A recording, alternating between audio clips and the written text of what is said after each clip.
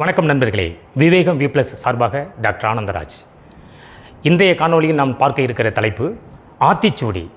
அதாவது சுட்டப்பழம் வேண்டுமா சுடாத பழம் வேண்டுமா என்று தமிழ் கடவுள் முருகப்பெருமானிடமே கேள்வி கேட்ட ஒரு மூதாட்டி 12ஆம் நூற்றாண்டு காலத்தில் நம்ம தமிழ்நாட்டில் வாழ்ந்த முதுபெரும் தமிழறிஞர் ஔவையார்.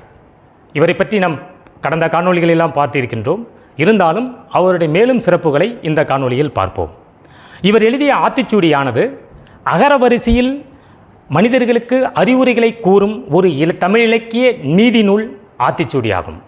ஆத்திச்சூடி என்றுடன் நமக்கு ஞாபகம் வருவது அறம் செய்ய விரும்பு, ஆறுவது சினம், இயல்வது கரவேல் என்ற 3 அடிகள் மட்டும்தான் வரும்.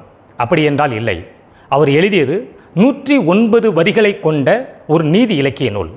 அது 10 தொகுதிகளாக கடவுள் வாழ்த்து, உயிர் ஒருக்கம், உயிர்மை வருக்கம், ககர வருக்கம், சகரவருக்கம், தகரவருக்கம், நகரவருக்கம், பகரவருக்கம், மகரவருக்கம், வகரவருக்கம் என 10 தொகுதிகளை 109 வரிகளாக நமக்கு தந்துள்ளார்.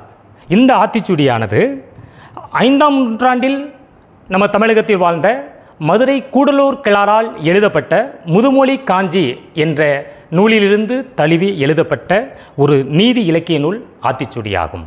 நன்றி நண்பர்களே.